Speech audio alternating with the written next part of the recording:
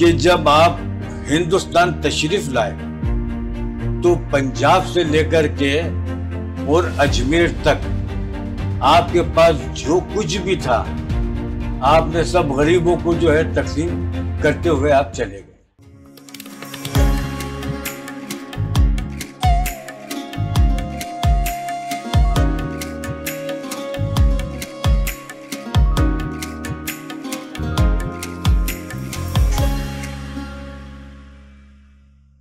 محترم ناظرین، آج ایپی 92 ٹی وی کے پلیٹ فارم پر ہمارے ساتھ موجود ہیں برصغیر پاک و ہند کی ایک معروف روحانی شخصیت، خواجہ اجمیر شریف کی لڑی کا یہ 19واں پھول ہیں. تو ہم آپ کی ملاقات کرواتے ہیں خواجہ کی نگری کے گدی نشین پیر سید نصیر احمد نیازی صاحب سے.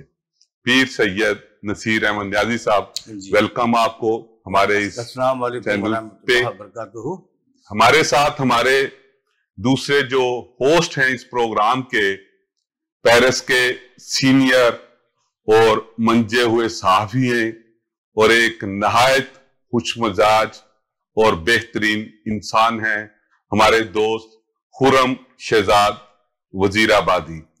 تو آج کا یہ جو پروگرام ہے اس کو ہوسٹ کریں گے محترم خرم شہزاد صاحب اور میں ان کی معاونت کروں گا. سب سے پہلے ہم اس بات کریں گے کہ خواجہ اجمیر شریف کی آپ کے ساتھ جو نسبت ہے اس کے بارے میں ہمارے ناظرین کو پلیز بتائیں.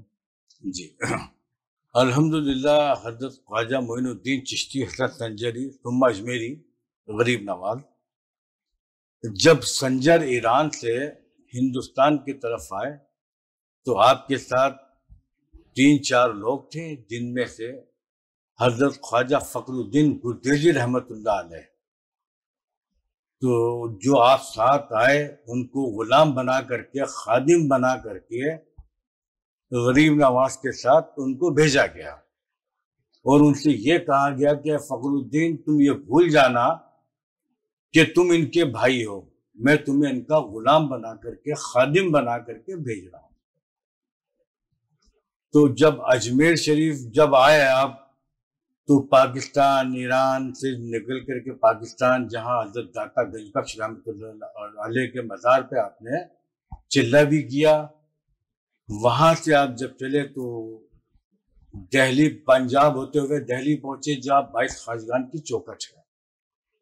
وہاں سے آپ اجمیر شریف پہنچے جہاں آپ نے سنا بھی ہوگا کہ وہاں جب پہنچے تو وہاں کا جو بادشاہ تھا پرتھوی راج چوہان اس کے اونٹ وہاں بندھا کرتے تھے. تو آپ نے کہا کہ بھئی یہ اونٹوں کو ایک طرف کر لو، ہم نماز ادا کر لیں. تو وہاں کے جو لوگ تھے انہوں نے کہا کہ نہیں صاحب یہاں تو راجا کے اونٹ ہی بیٹھیں گے. تو غریب نواز نے کہا کہ چلو یہاں آپ تمہارے راجا کے اونٹ ہی بیٹھیں گے. یہ کہہ کر کے آپ ایک پہاڑی جس کو آنا ساگر کہتے ہیں وہاں چلے گئے. وہاں جانے کے بعد جب اونٹ کو شام کو ان لوگوں نے کھڑا کیا تو اونٹ کھڑے نہیں ہوئے، زمین سے چپک گئے. وہ لوگ پریشان ہو کر کے غریب نواز کی حاضر ہوئے اور کہا کہ غریب نواز اگر ایسا ہوا تو ہمیں بادشاہ نکال دے گا، ہماری روزی روٹی بند ہو جائے گی. تو آپ نے کہا کہ جاؤ تمہارے اونٹ اڑ گئے. جب وہ واپس آئے تو ان کے اونٹ کھڑے ہو چکے تھے. اب میری نسبت غریب نواز سے جو ہے وہ ہم ان کے غریب نواز کے جو بھائی ہیں حضرت خواجہ فخر الدین گردیزی رحمۃ اللہ علیہ ان کی اولاد میں سے. غریب نواز کے جو تھے 3 صاحبزادے اور 1 صاحبزادی. 3 صاحبزادے حضرت خواجہ فخر الدین چشتی رحمۃ اللہ علیہ سرواڑی، دوسرے حضرت خواجہ احسام الدین جو ابدال ہو گئے، ان کا کوئی پتہ نہیں آج تک کہاں ہیں کہاں نہیں، اور تیسرے صاحبزادے حضرت خواجہ ضیاء الدین ابو سعید جنہوں نے شادی نہیں کی. آپ ایسی پردہ فرما گئے. ان کے بعد حضرت خواجہ فخر الدین سرواڑی رحمۃ اللہ علیہ نے شادی کی، ان سے ایک صاحبزادے پیدا ہوئے، ان کا نام رکھا گیا اپنے بڑے بھائی کے نام پر، حسام الدین کے نام پر۔ تو وہ جلال جو تھا وہ حضرت خواجہ حسام الدین جگر سوختہ ان میں آ گیا۔ تو جب آپ چلتے تھے تو آگے پیچھے ان کے بلیاں یا کتے گھومتے تھے، کیونکہ آپ کے جسم سے ایک بھنے ہوئے گوشت کی اسمیل آتی تھی۔ تو آپ نے بھی شادی نہیں کی، آپ کی جو ایک صاحبزادی تھی حضرت بی بی حافظ جمال، ان کی شادی حضرت خواجہ فخر الدین گردیزی رحمۃ اللہ علیہ کے صاحبزادے سے ہوئی، اور ان سے جو اولاد چلی وہ ہم لوگ چلے۔ جس طرح سے نبی کریم صلی اللہ علیہ وسلم کی اولاد اپنے نواسوں سے چلی، اسی طرح غریب نواز کی جو اولاد ہے وہ بھی نواسوں سے چلی، کیونکہ غریب نواز جو جب بھیجا گیا تو نبی کریم صلی اللہ علیہ وسلم نے ان کو اپنا نائب بنا کر کے بھیجا۔ اسی لیے غریب نواز کو خواجہ معین الدین چشتی حسن سنجری ثم اجمیری عطائے رسول نائب رسول مولائے ہند کہا جاتا ہے۔ کہا جاتا ہے کہ اجمیر شریف میں جو دیگ تیار ہوتی ہے وہ دنیا کی سب سے بڑی دیگ ہے، آپ اس کے بارے میں کچھ ہمیں بتانا پسند کریں؟ جی، یہ جو دیگ ہے یہ اکبر بادشاہ جو تھے ان کی بنائی ہوئی دیگ ہے۔ اکبر جب دہلی سے اجمیر پیدل آئے تھے اولاد کی منت کے لیے، تو انہوں نے جب وہ یہاں آ کر کے غریب نواز کے آستانے پہ دعا کی، منت کی کہ میں بے اولاد ہوں، مجھے اولاد چاہیے، تو غریب نواز نے حکم دیا کہ آپ فتح پور سیکری چلے جاؤ حضرت خواجہ سلیم شیخ سلیم چشتی کے پاس۔ تو جب اکبر نے وہاں جانے کا پروگرام بنایا تو ایک دیگ بنائی جس میں 9 طرح کے وہ مکس ہیں، تانبا پیتل وغیرہ جو ہوتا ہے پہلے کے دور میں وہ مکس ہے، اور وہ دیگ ہے 4800 کلو۔ ایک وقت میں اس میں کھانا بنتا ہے 4800 کلو، یعنی کہ 120 من۔ ابھی تک وہی دیگ چلی آ رہی ہے؟ ابھی تک وہی دیگ چلی آ رہی ہے، اسی میں جو ہے میٹھا کھانا بنایا جاتا ہے، جس تبرک کو ہندو مسلمان سکھ عیسائی ہر آدمی اس کو لے کے جاتا ہے، اور وہاں پر اس دیگ میں گوشت نہیں بناتے، صرف میٹھا کھانا ہی بنایا جاتا ہے، اور اس کے بنانے میں 1.25 سے 1.5 لاکھ روپے کا خرچہ آتا ہے۔ اور اس دیگ کی یہ خاصیت ہے کہ آپ جب اس پہ ہاتھ لگائیں گے، نیچے 4 چولہے لگے ہوئے ہیں، جب وہ چولہوں میں آگ لگتی ہے تو وہ اوپر سے بالکل بھی گرم نہیں ہوتا، اور اس پہ جتنا آپ ہاتھ لگائیں گے دیگ پہ اتنی اس پہ وائٹنس آئے گی، کبھی زنگ نہیں آتا۔ آج 450-500 سال ہو گئے، جو دیگ جیسی تھی ویسی ہے، اس میں کوئی چینجز نہیں۔ خواجہ غریب نواز کو خواجہ غریب نواز کیوں کہا جاتا ہے؟ خواجہ غریب نواز کو خواجہ غریب نواز اس لیے کہا گیا کہ جب آپ ہندوستان تشریف لائے تو پنجاب سے لے کر کے اور اجمیر تک آپ کے پاس جو کچھ بھی تھا آپ نے سب غریبوں کو جو ہے تقسیم کرتے ہوئے آپ چلے گئے، یہاں تک کہ اپنے کھانے کا کوئی سامان بھی اپنے پاس نہیں رکھا، کیونکہ پنجاب سے آپ کو جو بھی وہاں کے لوگوں نے آپ کو نذر پیش کی تھی، آپ نے وہ سب غریبوں میں تقسیم کر دی، اور وہ غریب وہ تھے کہ اگر کبھی کام ملتا تھا تو ان کو کھانا ملتا تھا، ورنہ کھانا ہی نہیں ملتا تھا۔ اس کے بعد غریب نواز نے اس کھانے کو عام کر دیا، لوگوں سے کہا کہ بھئی اب یہ کھانا یہاں بنا کر کے غریبوں کو تقسیم کرو، تو وہ غریب نواز آپ کو جو لقب ملا وہ یہاں سے غریب نواز عطائے رسول آپ کو یہاں سے لقب ملا۔ اسلام میں جو موسیقی ہے اس کو حرام کہا گیا ہے، لیکن خواجہ غریب نواز نے لوگوں کو قوالی اور جو ہے سما کی طرف راغب کیا، اس کے بارے میں آپ کیا کہنا چاہتے ہیں؟ اس کے بارے میں آپ سے یہ کہنا چاہتا ہوں کہ صوفی جو ہوتے ہیں، جو صوفی ہیں انہوں نے کبھی بھی کوئی ناجائز کام نہیں کیے اور نہ ہی کوئی حرام کام کیے.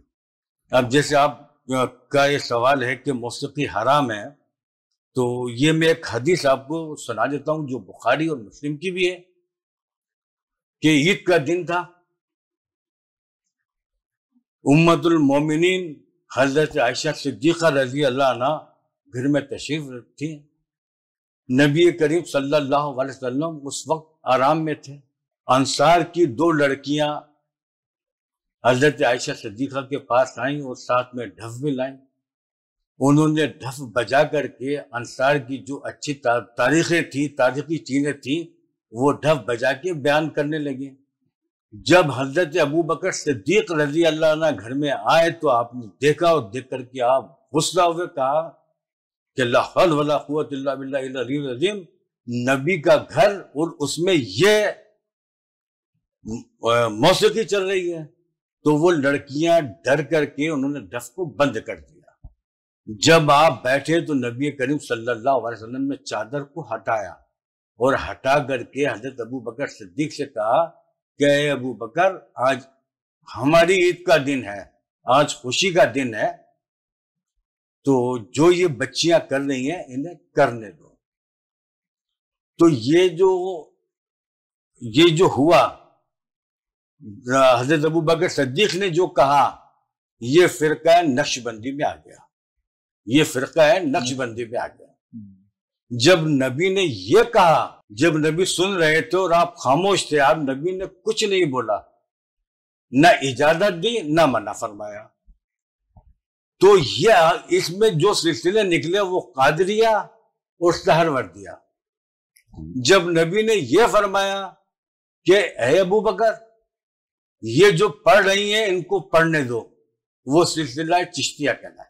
یعنی سلسلہ نقش بندیہ علیحدہ ہے، سلسلہ قادریہ اور سہروردی جو ہے وہ ان کا ایک الگ موقف ہے، اور چشتیہ جو ہے ان کا موقف قوالی اور سما کے حوالے سے صوفیزم میں آ جاتا ہے. کیونکہ آج کی یہ جو محفل ہے وہ آپ کے تعارف کے حوالے سے ہے، اور خواجہ اجمیر کے جو ان کا ایک اتنا بڑا نام ہے برصغیر پاک و ہند میں اور دوسرے ممالک میں، ان کے حوالے سے ہے. تو ہماری کوشش یہ ہے کہ اس میں کوئی تنقیدی پہلو نہ نکلے یا کوئی تکرار والا سلسلہ نہ ہو. تو لیکن ہم کچھ چیزیں واضح کرنا چاہتے ہیں آپ سے بھی اور اپنے ناظرین سے بھی، کہ جیسے کہ کہا جاتا ہے کہ قوالی اور سما، کیونکہ اس وقت ایک ہندو ازم وہاں تھا، ہندوؤں کا ملک تھا، تو وہ لوگ اس حوالے سے اپنے دین کی طرف زیادہ راغب تھے. تو ان کو اسلام کی طرف راغب کرنے کے لیے موسیقی اور قوالی اور سما کا جو ہے اس کا سہارا لیا گیا. لیکن آپ آج کے دور میں دیکھ رہے ہیں کہ قوالی اور سما جب یہاں پہ مختلف محفلوں میں ہوتا ہے، وہ مزاروں میں ہوتا ہے، آج کل تو مزاروں سے زیادہ شادی بیاہ اور دوسرے فنکشن میں ہوتا ہے، تو وہاں پہ جس طرح کے قوال جو ہیں شرکیہ کلمات پڑھتے ہیں، اور جس طرح قوالی پہ ڈانس ہوتے ہیں، مجرے ہوتے ہیں، اس حوالے سے کیوں علماء کرام جو ہیں چشتیہ حوالے کے وہ ایک وعدہ موقف نہیں اپناتے؟ میں آپ کو یہ بھی جو ہے واضح کرتا چلوں کہ آپ نے جو فرمایا کہ بھئی یہ مجرے یا ڈانس یا غلط کلامیاں، ویسے تو جو قوالیاں درگاہوں پر ہوتی ہیں، جو سما درگاہ پر ہوتے ہیں، بھئی قول سے قوالی نکلا، ٹھیک ہے، سما سننا ہم سنتے ہیں، ٹھیک ہے. اب رہا سوال یہ کہ صاحب یہ جو ہے یہ اس طرح کے جو آج کل کے جو کامرشل قوال ہیں، انہوں نے اپنا پیسہ بنانے کے لیے اس طرح کے مطلب اس میں گانوں میں اس میں جوڑ دیا. ورنہ جو پہلے کے بزرگوں کو لکھے ہوئے ہیں، جیسے حضرت مولانا رومی کا لکھا ہوا ہے، کافی بڑے بڑے جو بزرگ گزرے ہیں انہوں نے بھی جو ہے نعتیں بھی لکھی ہیں، رباعیاں بھی لکھی ہیں. تو جو کچھ پڑھا جاتا ہے، جیسے غریب نواز کے دربار میں جو قوالی شروع ہوتی ہے تو سب سے پہلے نعت اور مدح کا بستے شروع ہوتی. اب جیسے غریب نواز کے دربار میں ایک سما ہے، ایک قوالی ہے، وہاں قوالی چل رہی ہے، تو اس قوالی میں جو پڑھا جاتا ہے وہ کوئی گانے پہ نہیں پڑھا جا رہا ہے. وہاں جب پڑھتے ہیں تو وہ نبی کا نام، حضرت علی کرم اللہ وجہہ کا نام، حضرت امام حسین علی مقام کا نام، ان لوگوں کے نام بڑے عزت اور احترام کے ساتھ لیے جاتے ہیں. جیسے ایک بزرگ حضرت شاہ نیاز بر نیاز رحمۃ اللہ علیہ کا لکھا ہوا ہے، اے دل بگید دامن سلطان اولیاء، یعنی حسین ابن علی جان اولیاء. اب ان وقت کو آپ کیا کہو گے؟ کیا اس کو غلط کہو گے؟ جہاں روشن است جمال محمد، دلم زندہ شد از وصال محمد. یہ کیا الفاظ غلط ہے؟ یہ جو وہ درگاہوں میں اور جو پیروں کی خانخواہوں میں جو قوالیاں ہوتی ہیں وہ کمرشل نہیں ہوتی. جس طرح آج کے دور میں نئے نئے قوال پیدا ہو گئے، نئے نئے لوگ نکل گئے. آپ نے تو شاید سنی ہوگی، عزیز میاں کی بھی قوالیاں سنی ہیں، وہ بھی بہت بڑے قوال ہوتے ہیں. پہلا پاکستان ہماری واچ میں تو پہلا نام ہی وہی تھا. مقبول صابری اور حاجی فرید صابری یہ بھی ہیں. اور ابھی آپ کے جو تھے نصرت فتح علی خان، ابھی جو عابدہ پروین جو ہیں، جنہوں نے ایک منقبت بھی پڑھی ہے، یار کو ہم نے جا بجا دیکھا، کہیں ظاہر کہیں چھپا دیکھا، کہیں ممکن ہوا کہیں واجب، کہیں فانی کہیں بقا دیکھا. اور یہ بھی میرے جو پیر حضرت شاہ نیاز بر نیاز رحمۃ اللہ علیہ ہے، یہ بھی ان کا لکھا ہوا ہے. اور میرا سلسلہ نیازیہ ہے جو صوفیوں سے اور حضرت علی کرم اللہ وجہ سے جا کر کے ملتا ہے.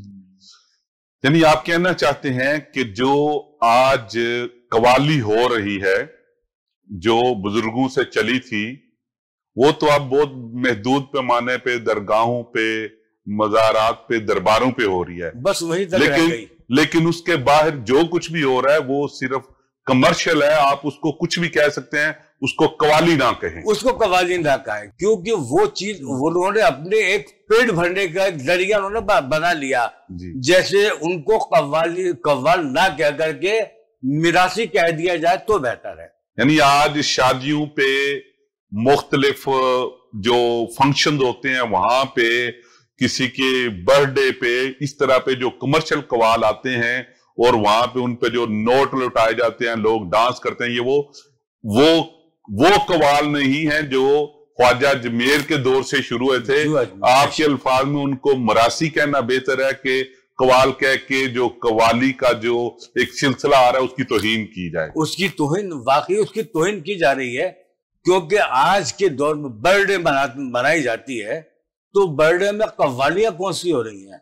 کوئی کسی کا عرس تو نہیں بنا رہا ہے، کسی کا کوئی آپ جو ہے وہ کیا ختم تو نہیں کر رہا ہے. اگر ختم بھی کی جاتی ہے تو ختم میں بھی بیٹھ کے کلام پاک کی تلاوت ہوتی ہے. اگر برتھ ڈے ہے تو آپ برتھ ڈے میں اپنے حساب سے آپ کو جو کرنا ہے کریں، آپ کو کوئی روکنے والا نہیں ہے. لیکن ڈانس اور قوال آنا یہ جائز نہیں ہے میری نگاہ میں. یہ میرا اپنا، آپ کی رائے ہے، میری اپنی رائے. درباروں میں جو مختلف لوگ جو ہیں وہ شرکیہ رسومات بھی کرتے ہیں، تو جو ان درباروں کے متولی ہیں وہ ان کو روکنے کی بجائے بڑھاوا بھی دیتے ہیں. آپ اس کے بارے میں کیا کہتے ہیں؟ سب سے پہلے تو میں یہ بتا دوں، شرک کہا کس کو جاتا ہے؟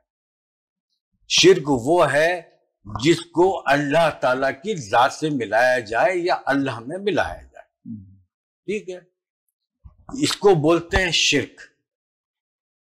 اب یہاں لوگ بولتے ہیں کہ قدم بوسی کو بھی شرک بولتے ہیں سجدہ ہے، یہی بولتے ہیں. اسی لیے وہ آبجیکشن اٹھاتے ہیں کہ صاحب یہ شرک ہے کیونکہ یہاں انہوں نے سجدہ کر دیا. وہ سجدہ نہیں ہے، وہ سجدہ محبت ہے. وہ عقیدے کی ایک پہلی کڑی ہے، ایک محبت ہے جس سے جو محبت کو یا عشق کو درشاتی ہے. سمجھ گئے آپ؟ شرک اگر ہوتا ہے تو شرک وہ ہوتا ہے جس کو اللہ سے ملا دیا جائے. اب آپ یہ بھی جانتے ہیں کہ اللہ ایک طاقتور شے ہے، اس میں ہر کوئی تو مل نہیں سکتا. موسیٰ علیہ السلام نے کہا کہ پروردگار تیرا نور دکھا، یہ لوگ دیکھیں گے تو ایمان لے آئیں گے. آپ نے کہا کہ موسیٰ تیرے بس کی بات نہیں ہے. جب آپ نے اپنا جلوہ دکھایا تو آپ بے ہوش ہو کے گر گئے، کوہ طور جل گیا. تو جب اتنی طاقتور ہے وہ ذات پروردگار کی، تو اس میں کوئی کیسے شریک ہو سکتا ہے؟ اس میں کوئی شریک نہیں ہو سکتا. اور 3 سجدے، ایک میرے حساب میں 3 سجدے جائز ہیں. سجدہ بندگی جو بنا نیت کے، بنا ثنا کے وہ سجدہ ہو ہی نہیں سکتا. ایک ہوتا ہے سجدہ تعظیمی جو ہمیں اپنوں سے بڑوں کو کیا جاتا ہے. آپ لوگ بھی ہیں، آپ لوگ کے گاؤں میں بھی پہلے ہوا کرتے تھے کہ پہلے کے بچے جب گھر سے نکلتے تھے آپ کے باپ دادا کے زمانے کے وقت میں بھی، تو وہ سب سے پہلے اپنے ماں باپ کے جو ہے ہاتھ چومتے تھے، ہاتھ پہ بوسہ دیتے تھے اور قدم چوم کر کے جایا کرتے تھے. وہ تعظیم تھی. وہ تعظیم آج ہمارے میں سے ختم ہوتی چلی گئی. اس تعظیم پر آج جس کا قبضہ ہے وہ غیر مسلم ہے. آج غیر مسلموں کو گھروں میں یہ ہوتا ہے کہ وہ جب بھی باہر نکلتے ہیں تو اپنے ماں باپ کے قدم بوس ہو کے نکلتے ہیں. اب ایک ہے سجدہ محبت. سجدہ محبت کیا ہے؟ آپ ہیں، آپ کے چھوٹے چھوٹے بچے ہیں، آپ کہیں باہر جا رہے ہیں، بچہ سویا ہوا ہے، آپ جھک کر کے اس کے پیشانی پہ، گال پہ کس کر لیتے ہو. کیا وہ سجدہ کہلائے گا؟ کیا اس کو سجدہ، کیا وہ سجدہ کہہ سکتے ہو آپ؟ آپ اگر شو پہنے ہوئے ہو، اگر آپ جھک کر کے اس کو لیس باندھو گے تو وہ رکوع کہلائے گا؟ جب تک اس کی نیت نہ ہو، جب تک ثنا نہ پڑھی جائے، نہ رکوع ہوگا نہ سجدہ ہوگا. اور آج بھی بزرگان دینوں کی درگاہوں پر تعظیمی جو بوسہ ہوتا ہے وہ دیا جاتا ہے. جس طرح سے نبی کریم صلی اللہ علیہ وسلم جب بیٹھتے تھے اور آپ کی صاحبزادی حضرت فاطمہ الزہرا رضی اللہ عنہا آتی تھی، آپ اٹھ کے کھڑے ہو جایا کرتے تھے، اپنی جگہ پر ان کو بٹھا کر کے کبھی ہاتھ پہ بوسہ دیتے تھے تو کبھی پیشانی پہ بوسہ دیتے تھے. اس کو کیا کہو؟ اس کو شرک کہو گے؟ وہ بھی شرک، وہ محبت ہے. میرا خیال ہے کہ بات دوسری طرف جا رہی ہے. شرکیہ کلمہ صرف یہ نہیں، پہلی بات تو یہ کہ ہم سمجھتے ہیں کہ کوئی بھی ایسی چیز خاص طور پہ جو برصغیر پاک و ہند میں ہے کہ ہماری جو مذہب تھا اس میں بہت سارا جو ہندوانہ کلچر ہے وہ شامل ہو چکا ہے.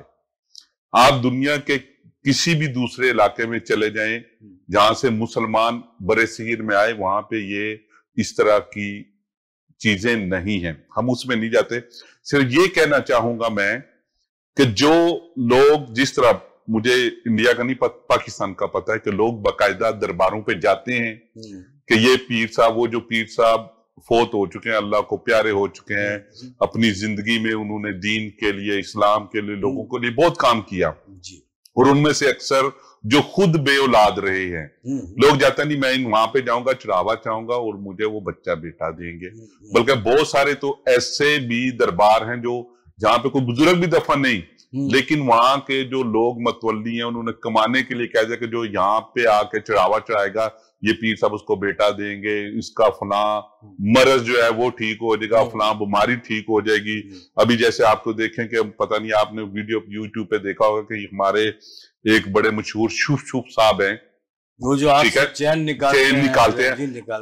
میں سمجھتا ہوں کہ جب اس طرح کی چھوٹی چھوٹی چیزوں کو علماء کرام نے، گدی نشینوں نے، جو بزرگوں کے خلفاء تھے جن کو بنایا گیا، جن کو خلافت، انہوں نے جب ان چھوٹی چھوٹی چیزوں کو شروع میں منع نہیں کیا، ان پہ روک نہیں لگائی، تو وہ چیزیں بڑھتے بڑھتے بڑھتے انہوں نے آج دین کی جو اصل صورت اور سبق تھا اس کو مسخ کر دیا ہے، اور جو اللہ کے دین پہ چلنے والے لوگ تھے اور ہیں آج ان سے زیادہ جو مسخرے، جو دین کے نام پہ لوگوں کو بیوقوف بنا رہے ہیں، جن کے پاس نہ دینی تعلیم ہے نہ ان کو دین کا پتہ ہے، لیکن وہ سوشل میڈیا کا سہارا لے کے جیلی قسم کے مرید بنا کے اور چپ کی طرح وہ آج لوگوں کے دین سے بھی کھیل رہے ہیں، لوگوں کی جو نظریاتی اساس تھی اس میں بھی توڑ پھوڑ کر رہے ہیں، اور لوگوں کو روحانی اور جسمانی نقصان بھی پہنچا رہے ہیں۔ اصل سوال کا مقصد یہ تھا کہ جو اس طرح کی جو شروع ہوئی بدعات سمجھ لیں کچھ پہلے، وہ آج بڑھتے بڑھتے پاکستان میں خاص طور پہ اتنا بڑا وہ جن بن چکی ہیں کہ جس کو اب بوتل میں بند کرنا بہت مشکل ہے۔ اس حوالے سے جو اہل علم ہیں، میں اس طرح کے مسخروں کی بات نہیں کر رہا، جو اہل علم ہیں ان کو ان حالات میں کیا کرنا چاہیے؟ اب میں سب سے پہلے تو آپ کو یہ بتا دوں کہ اگر ہم بزرگان دین کی درگاہوں پر جاتے ہیں تو وہاں ہم ان سے یہ نہیں کہتے کہ آپ دے دو، ہم یہ دعا کرتے ہیں کہ آپ اللہ کے پیارے ہو، اللہ کے ولی ہو، آپ اللہ کی بارگاہ میں دعا فرمائیں۔ ایک وسیلہ جو ہم نے لیا ہے، ہم وسیلے کے تھرو اللہ تک پہنچتے ہیں، ڈائریکٹ ہم اللہ تک نہیں پہنچ پاتے، ٹھیک ہے نا؟ اللہ تک تو چھوڑو آپ، ہم بڑے بڑے جو ولی گزرے ہیں، جیسے حضرت داتا گنج بخش لاہوری ہیں، حضرت بابا فرید گنج شکر رحمۃ اللہ علیہ ہیں، حضرت نظام الدین اولیاء محبوب الہی ہیں، حضرت امیر خسرو ہیں، حضرت قطب الدین بختیار کاکی رحمۃ اللہ علیہ ہوئے، تو ہم وہاں تک بھی نہیں پہنچ سکتے، تو ڈائریکٹ اللہ تک تو پہنچ نہیں سکتے، ہمیں اللہ تک پہنچنے کے لیے وسیلہ بھی لینا پڑتا ہے۔ میں آپ کی اس بات سے اختلاف کروں گا، لیکن ہمارا یہ موضوع نہیں ہے، آپ جاری رکھیں۔ میں اصل میں اس بات پہ آنا ہے کہ ہم نے ہمیشہ یہ پڑھا اور یہ حق ہے کہ اللہ تعالیٰ شارک کے قریب ہے، اور اللہ تعالیٰ ایسی عظیم طاقت ہے کہ میرا خیال ہے کہ ہمیں ان سے جب ہم سجدے میں چلے جاتے ہیں تو ہمیں نہ کسی پیر کی، نہ کسی فقیر کی، نہ کسی ولی اللہ کی ضرورت ہے، ہمارا وہ جو ڈائریکٹ کنیکشن ہے وہ اللہ تعالیٰ سے مل جاتا ہے۔ لیکن میں آپ کے بصد احترام، یہ ایک لمبا موضوع ہے، اس میں بحث زیادہ ہو جائے گی، میں چاہوں گا کہ آپ یہ جو آج کل کے جو مسخرے ہیں نا، میں چاہوں گا کہ اس حوالے سے ہمیں کچھ بتائیں۔ جی ایک میں یہ شعر رکھ کے قریب پہ آپ کو جواب دے دوں۔ اللہ تعالیٰ فرماتا ہے کہ میں آپ کی شعر رکھ کے قریب ہوں، اس کو آپ بھی مانتے ہو، آپ بھی مان رہے ہو۔ شیطان کیا کہتا ہے؟ میں آپ کی رگ رگ میں ہوں، تو وہاں اللہ بھی ہے اور شیطان بھی ہے۔ اللہ کے ہوتے ہوئے شیطان کہاں سے آ گیا؟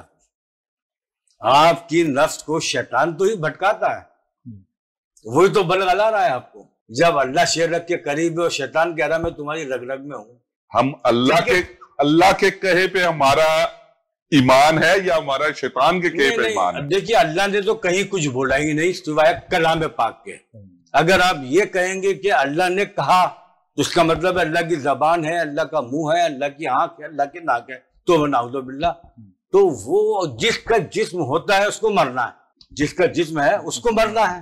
اللہ کا کوئی جسم نہیں ہے، ایک نور ہے، اللہ کے معنی ایک نور کیا ہے؟ وہ نور ہے، ٹھیک ہے نا؟ اللہ نے بھی جب کلام پاک کو تو آپ مانو گے ہی، جو وہی وقتاً فوقتاً آئی، لے کے آیا کون؟ جبرائیل۔ اگر اللہ چاہتا تو کہتا کہ اے محمد صلی اللہ علیہ وسلم آؤ اور اپنی کتاب اونٹ پہ لے جاؤ، جیسے انجیل، توریت اور زبور یہ کتابیں دے دی، سب اونٹ پہ لے گئے۔ لیکن ایک کلام پاک ہی ایسی کتاب اتری جس کی وحیاں حضرت جبرائیل لے کے اترے۔ اگر نبی کریم صلی اللہ علیہ وسلم مدینہ میں ہے تو مدینہ گئے، مکہ میں ہے تو مکہ میں گئے۔ اسی لیے مکی اور مدنی جو آیتیں ہیں وہ اسی اس پہ کہلاتی ہیں۔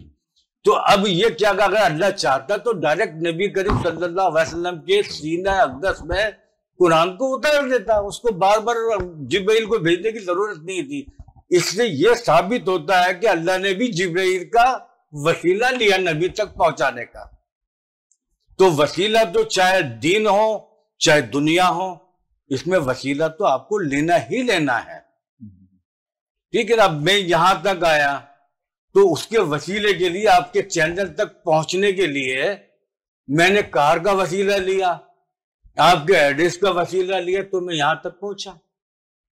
بنا وسیلے کے ہم کہیں پہنچ ہی نہیں سکتے ہیں. فرانس میں جو آپ اجمیر شریف کی کوئی نسبت آپ کی ہے یا پورے یورپ میں کہیں؟ یہاں پہ آپ کا جو نیٹ ورک ہے وہ کیسا ہے؟ جی ایسا کوئی نیٹ ورک تو میرا یہاں ایسا کوئی نہیں ہے. آپ جیسے بھائی جو ہیں یہ مجھے مل گئے، اس طرح سے میں آپ تک پہنچا اور آپ کے چینل تک پہنچا. اور میں آتا رہتا ہوں ویسے تو، لیکن اپنے کام سے کام میں رکھتا ہوں. کبھی میں یہاں کچھ پروگرام وغیرہ، کیونکہ آپ دیکھیں نا یہاں پہ جیسے ہمارے ڈاکٹر طاہر القادری صاحب ہیں، ان کا ایک نیٹ ورک ہے. جی جو ہمارے سلطان باہو والے ہیں ان کا ایک نیٹ ورک ہے. مختلف جو پاکستان کے جو پاکستانیوں میں جو مسلم جو جماعتیں ہیں ان کا کوئی نہ کوئی یہاں پہ نیٹ ورک ہے. ابھی وہ تازہ جو ہمارے دعوت اسلامی والے ہیں ان کا بڑا اچھا یہاں پہ سیٹ اپ ہے. تو آپ کے اور خواجہ اجمیر صاحب کے ماننے والے تو پوری دنیا میں ہیں، جہاں بھی خصوصی طور پہ پاکستان، بنگلہ دیش اور برے صغیر کے لوگ جہاں بھی ہیں وہ ان کو وہ بھی جانتے ہیں، ان کی تعلیمات سے واقف ہیں. تو اس حوالے سے آپ یہاں پہ آتے ہیں، آپ کے بھی بہت سارے مریدین ہوں گے، تو آپ نے بھی فرانس یا یورپ میں اپنا کوئی نیٹ ورک بنایا ہے یا نہیں؟ میں نے ابھی تک تو کوئی میرا نیٹ ورک بنایا ہی نہیں. اور یہ غریب نواز کا کرم ہے کہ غریب نواز نے خود اپنا ایک نیٹ ورک بنا رکھا ہے. اب جیسے آپ کے دل میں ڈال دیے کہ میں غریب نواز کی طرف سے آیا ہوں، تو آپ لوگ ہی تو میرا نیٹ ورک ہو، میرا نیٹ ورک ہی آپ ہو. اور مجھے یہاں کوئی کچھ بنانے کی ضرورت ہے ہی نہیں. دنیا میں کون سی جگہ ایسی ہیں جہاں غریب نواز کو جانا یا پہچانا نہیں جاتا. غریب نواز کسی بھی تعارف کے محتاج نہیں ہے. تو مجھے ان کے لیے یہاں کوئی بنانے کے لیے میری کوئی حیثیت نہیں ہے کہ میں ان کا کوئی نیٹ ورک بناؤں. غریب نواز کا نیٹ ورک خود بخود اپنے آپ چین با چین بنتا چلا جاتا ہے. جس طرح سے آپ لوگوں سے پہلی بار میں آپ سے ملاقات ہوئی افراسیاب بھائی کے یہاں، دھیرے دھیرے ہماری ملاقاتیں بڑھتی گئیں. مطلب دکھلا میں اکیلا تھا اور ساتھ کارواں بنتا گیا. غریب نواز کا کارواں بنتا چلا. آخری سوال خرم بھائی آپ سے کریں گے. جو فرانس میں جو بسنے والے مسلمان ہیں ان کے لیے آپ کا کوئی پیغام آپ کی طرف سے؟ میں فرانس میں جو مسلمان رہتے ہیں بستے ہیں، میری ان سے یہی گزارش ہے کہ جس طرح نبی کریم صلی اللہ علیہ وسلم کی حدیث ہے کہ جس شہر میں رہتے ہو، جس جگہ رہتے ہو، جس وطن میں رہتے ہو، اس کی عزت کر. پہلی بات تو یہ ہے. اور دوسرا یہ ہے کہ غریب نواز کی جو تعلیمات ہے اس میں سے یہ تعلیمات ہے، اس میں ہمارے نبی کریم صلی اللہ علیہ وسلم کی بھی یہ تعلیمات ہے کہ کوئی بھی انسان کسی انسان کو تکلیف نہ دے. کیونکہ اللہ تعالیٰ فرماتا ہے کہ اے محمد میں نے تمہیں رحمت للعالمین بنا کر کے بھیجا. تو یہاں ہندو، مسلم، کرسچن، سکھ، یہ سب ایک ہی ہیں، سبھی خدا کے بندے ہیں. آپ کسی کو بھی ان کی رحمت سے نہیں نکال سکتے، کیونکہ وہ ہر ایک کے لیے جو ہے رحمت للعالمین ہے. اللہ فرماتا ہے کہ میں رب العالمین ہوں، پورے رب کا میں پورے عالم کا رب ہوں. اور نبی کریم صلی اللہ علیہ وسلم کو جو ہے پورے عالم کے لیے رحمت للعالمین بنا کر کے بھیجا. ٹھیک ہے. اور پھر رہا سوال یہ کہ مولا کائنات کو پورے کائنات کا مولا بنایا، وہ بھی حضرت نبی کریم صلی اللہ علیہ وسلم نے. तो मेरी फ्रांस के मुसलमानों से ही नहीं, फ्रांस के तमाम लोगों से मेरी ये गुजारिश है कि वो आपस में एक भाईचारा रखें। जिस तरह से एक बाग में कई तरह के फूल खिले हुए होते हैं, उस तरह से आप लोग खिल करके यहाँ आप लोग रहते हैं, पाकिस्तानी कम्युनिटी रहती है, हिंदुस्तानी कम्युनिटी रहती है, वो सब मिल करके जब आप यहाँ रहते हो तो जब तक आप यहाँ हो ये मुल्क आपका भी है।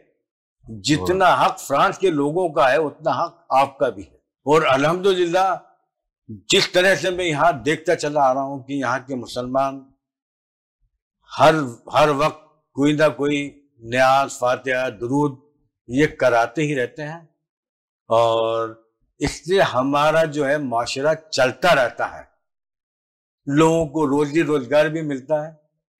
और मैं तो बस गरीब नवाज के दरबार से आया हूं। मेरी गुजारिश यही है कि अगर आप लोगों को कभी मौका मिले और अल्लाह ने चाहा तो गरीब नवाज आपको बुलाएं तो आप अजमेर शरीफ जरूर तशरीफ लाइएगा।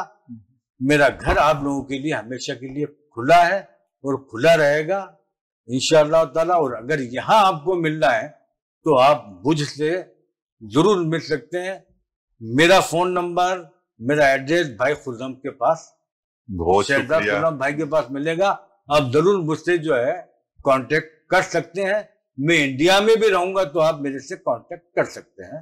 और बहुत बहुत शुक्रिया। मैं खास करके भाई शहजाद खुर्रम भाई और साहिबजादा अतीकुर-रहमान साहब का शुक्रगुजार हूं कि उन्होंने मुझे अपने यहाँ बुलाया और मुझसे गुफ्तगू की। अल्लाह तबारक ताला इनके कामों में बरकत अता फरमाए, इनके चैनल को दिन दूनी रात चूनी तरक्की अता फरमाए। अल्लाहुम्मा आमीन बिरहमतिका या अर्हमर राहिमीन। अल्लाहुम्मा सल्ली अला सय्यिदिना नबी शफीना मौलाना मुहम्मद। सुभान रब्बिका रब्बिल इज्जति अम्मा यसिफून व सलामुन अलल मुरसलीन वल्हम्दुलिल्लाहि रब्बिल आलमीन।